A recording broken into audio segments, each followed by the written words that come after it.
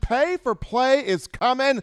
And in discussing one, Governor Kay Ivey here for the state of Alabama, she signed a bill on Tuesday. The bill was the name, image, the college athlete name, image, and likeness bill, which will go into law and will go into effect as of July 1st. Governor Ivey signed this bill into motion, and Alabama becomes one of at least 10 states that have this bill and that have this going into law and going into effect here coming up soon here in the coming months. And on top of this, they're trying to get more governors within different states to sign the name, image, and likeness bill. But what this does is this brings pay for play even more closer into the picture due to, if you go back to April of last year, the NCAA Board of Governors, they approved, they are in support of pay for play. They're in support of compensating these athletes for their name, their image, their likeness, and the start of this was set to be in motion for the 2021/22 academic year. Now, for me, there's a lot of questions that come with this, right? I mean, first and foremost, you think about how much does this change your perception of college football? Because for a lot of you out there, and in particular, my father out there, we've had conversations about this, me and my dad, and the conversations have been about, he's not big on pro football. He's not big on pro sports, as some of you are not big on pro sports. You look at it as it's a money ploy. They're in it for the money. They just do it for the paycheck. Ain't no fun in it. Ain't no swag in it. Ain't no enjoyment in it. Ain't no passion in it. Ain't no pride in it because they do it for the paycheck versus college football. That's what I'm about. I'm about college football. I'm about it for, I love it for the energy, for the pride, for the pageantry. They play for the love of the game. They play for the love of the sport. They play for the love of the team. It gives me, as a fan, something to brag about. It's not about the money for the college football athletes, and for those that get into college basketball, especially when it gets down to March Madness time, the same thing goes there as well. So with pay for play coming in closer and closer here, does this change your perception of college football? Does this change your perception of Alabama football in any way, shape, or form? Because to me, I feel like pay for play needs to happen just due to, I understand the NCAA, they tell these athletes, look, we have a scholarship for you. We're giving you a free education. You get 4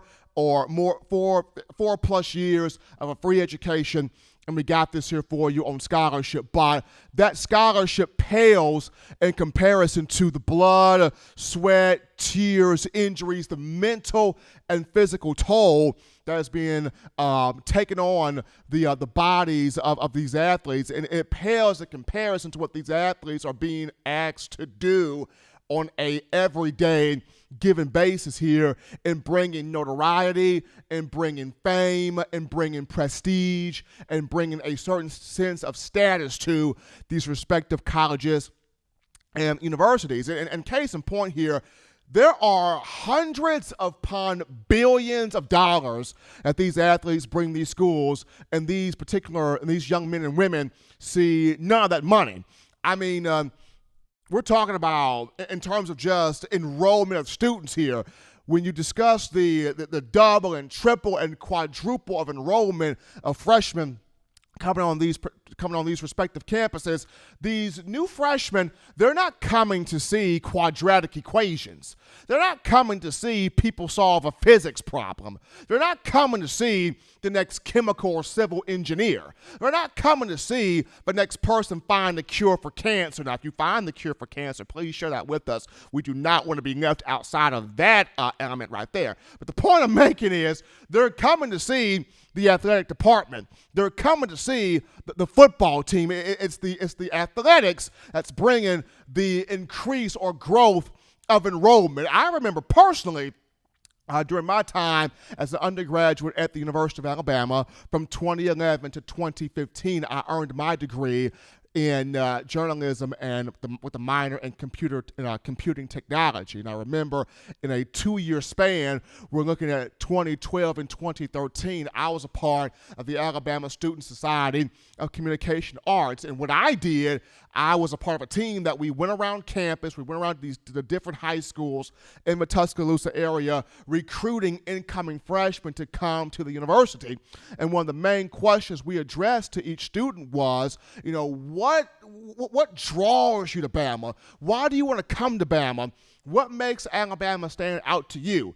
And almost every student we spoke to, their response was the football team. The football program. I heard the football team was great. We got a great football program. We got great athletics. Not one thing was about doctor, lawyer, nurse, criminal justice, engineering. It was about football program. It was about the realm of athletics. So you already seen here with football, with athletics, the enrollment doubled, tripled, quadrupled here on the campus.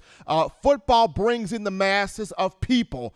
Aside from that, you look at how football really ups the beautification of the community as well as the campus. You got so many new buildings being brought in. With the monies that football and other sports brings in, you're talking about new buildings popping up on campus, new fraternity houses, new sorority houses, new food venues, new shopping duplexes, new shopping malls, new apartments popping up all around the community and surrounding areas. This comes from the financial status that the football team and other athletic venues bring in. And then you look at just the beautification or the rise of the state as a whole. You look at the state of Alabama, case in point right here. Birmingham at one point in time was the Steel City. Now Birmingham is the Magic City because of the technologies booming right here in Birmingham. And it's because with the rise of Nick Saban, with the rise of the football program, with the amount of money being brought in, there's so much infrastructure being brought in. There's so much of these cities. Huntsville's booming, Alabaster's growing, Pelham is growing. All these different towns, these different cities here within the state growing because the influx of funds being brought in by the football program, and these young men are not seeing a dime, are not seeing an ounce of that money, are not seeing an ounce of that infrastructure. And I'm not saying to pay these guys, hundreds of millions of dollars. No, but I do, as I always say, a stipend is needed. A stipend can be used. Now, the question will be is how will the money be divvied up upon, the pay for play coming fully into fruition here, especially when you look at the popularity of different players. Does a Mac Jones get the same amount of money as a Ben Davis? Or we'll take it from this step. Coming up in the upcoming season, you have a Bryce Young. Does a Bryce Young get paid the same as a Will Reichert? Or does a Jalen Moody get paid the same as a Jai Hall? Or does a Jaleel Billingsley get paid the same as a Christian Harris? So how will they divvy up the money? How do they converse between themselves on who gets paid more based on the status of that player, the popularity of that player, the prestige of that player, and how much the fans really truly value that particular student athlete. So I do feel like a stipend is needed. I do feel like a stipend is important. And I do feel like with all the athletes bring here to these respective colleges and universities, they should be compensated for what they bring because they pay off that scholarship 4 and 5 and 6 and 10 times over.